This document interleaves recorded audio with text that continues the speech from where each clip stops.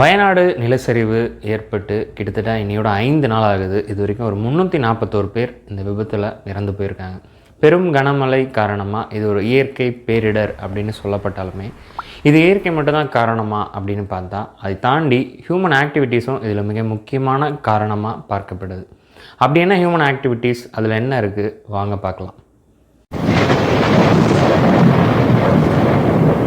வயநாடு நிலச்சரிவு போல் ஒரு நிலச்சரிவு ஏற்படுவதற்கு பல காரணங்கள் சொல்லப்படுது. ஜியாலஜிக்கல் காசஸ், புவியியல் காரணமாக இருக்கலாம். மார்ஃபாலஜிக்கல் காசஸ், உருவவியல் காரணமாக இருக்கலாம்.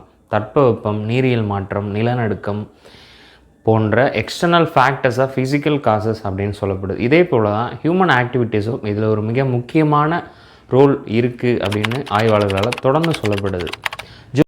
ஜூன் 2018 கோழிக்கூட், கண்ணூர், வயநாடு போன்ற இடத்துல ஏற்பட்ட நிலச்சரிவுகளிலிருந்து புவியியல் ஆய்வு ஒரு தனியார் நிறுவனம் மேற்கொள்கிறாங்க. அந்த நிறுவனத்தோடைய ஆய்வின் முடிவில் என்ன சொல்லப்படுது அப்படின்னா, பெருமழை பெய்வதனால நிலச்சரிவு ஏற்படுவது என்பது ஒரு மிக முக்கியமான காரணமாக இருந்தாலுமே, இந்த மலை சரிவுகளில் அன்சைன்டிஃபிக்காக கட்டப்பட்ட கட்டிடங்களால் இந்த நிலச்சரிவு ஏற்படுவதற்கு மிக முக்கியமான காரணமாக அமையுது அப்படின்னும் சொல்லப்படுது. இதே போல் வயநாடு சுற்றியுள்ள குறிப்பாக இந்த வைத்திரி தாலுக்கா நிலச்சரிவு ஏற்பட்ட இடத்துல கடந்த ஒரு 20 வருடமாகவே நில பயன்பாடு அப்படின்றது பெரும் மாற்றத்துக்கு உள்ளாகியிருக்கு.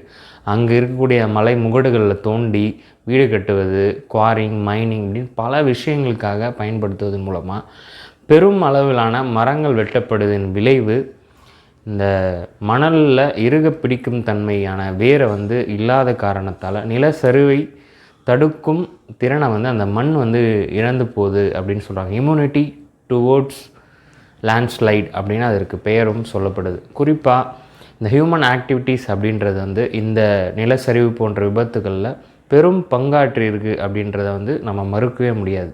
குறிப்பாக என்னென்னா, இந்த வயநாடு போன்ற இடத்துல ட்ரீ பிளான்டேஷன் அப்படின்றது தொடர்ந்து பெருகிட்டே வந்த விளைவு தான் இந்த டீஃபாரஸ்டேஷன் நடந்ததுக்கான மிக முக்கியமான காரணமாக ஆய்வாளர்களால் தொடர்ந்து சொல்லப்படுது.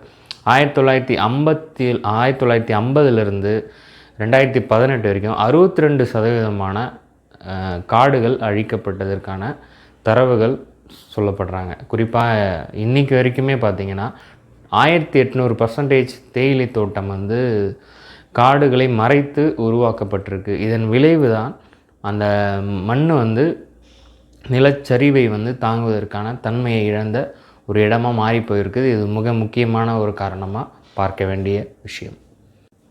வயநாடு நிலச்சரிவு ஏற்படுவதற்கு பல வருடங்களுக்கு முன்னாடியே ஆய்வாளர்கள் வயநாடு போன்ற பகுதிகளில் நிலச்சரிவு ஏற்படுவதற்கான வாய்ப்புகள் அதிகமாக இருக்குன்னு தொடர் எச்சரிக்கைகளை கொடுத்துக்கிட்டு தான் இருந்தாங்க. குறிப்பாக இஸ்ரோ போன்ற அமைப்புகள் இந்தியாவில் ஒரு 30 பகுதிகளை தேர்ந்தெடுத்து இது நிலச்சரிவு ஏற்படக்கூடிய அபாயமான பகுதிகள் அப்படின்றத ஒரு பதிவு வெளியிட்டாங்க.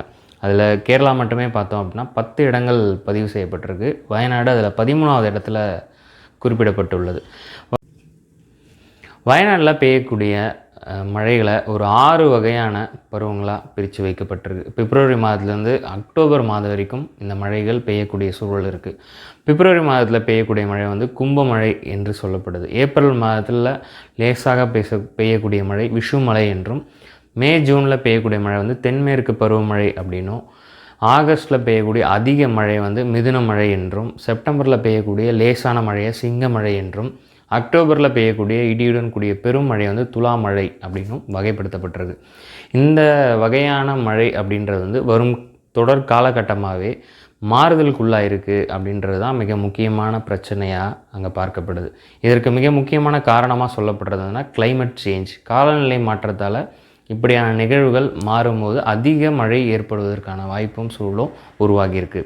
இது முக்கியமாக சொல்கிறது என்ன அப்படின்னா, டீஃபாரஸ்டேஷன் நடந்ததுனுடைய விளைவு தான் இந்த காலநிலை மாற்றத்துக்கான ஒரு விளைவை ஏற்படுத்துது அப்படின்னும் ஆய்வாளர்களால் தொடர்ந்து சொல்லப்படுது. காடழிப்பு அப்படின்றது வெறும் காடு மட்டும் அழிப்பது அல்ல, அதை தாண்டி பல விளைவுகளை ஏற்படுத்தும் அப்படின்றதுக்கான 2021 climate trends in Wayanad voice of community அப்படின்ற பேரில் ஒரு ரிசர்ச் ஒன்று பண்ணுறாங்க. அந்த ரிசர்ச்சோட முடிவில் என்ன சொல்கிறாங்க அப்படின்னா, வயநாடு போன்ற இடத்துல இனி வரும் காலங்களில் குறைவான மழை அப்படின்றது கிடையவே கிடையாது. அதிக கனமழை பெய்வதற்கான சூழல் தான் இருக்குது.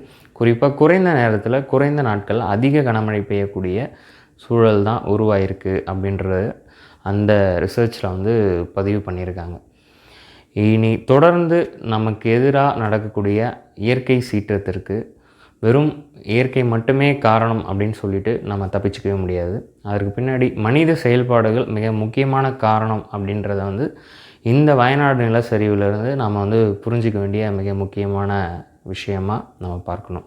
அதே போல் இனி தொடர்ந்து இது போன்ற நிலச்சரிவுகள்லேருந்து பாதுகாப்பான இடத்துக்கு போகிறது வந்து ஒவ்வொரு மாநிலத்துடைய மிக முக்கியமான கடமையாக இருக்குது. அதில் மிக முக்கியமானது என்னென்னா காடு வளர்ப்பு வந்து ஒரு முக்கியமான பங்காக இருக்கணும் அப்படின்றது தான் இந்த நிகழ்வின் அடிப்படையில் நம்ம புரிஞ்சிக்க வேண்டியது. அதே போல் வரும் காலங்களில் நிலச்சரிவு போன்ற விஷயங்களில் குறைவான பாதிப்பை வந்து நம்ம எடுத்துக்க முடியும்.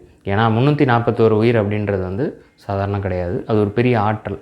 அந்த ஆற்றலை இழக்கும் போது அது ஒரு பெரும் துயர நிகழ்வாக மாறக்கூடிய ஒரு சூழல் ஆகுது. தேங்க்ஸ் ஃபார் வாட்சிங்.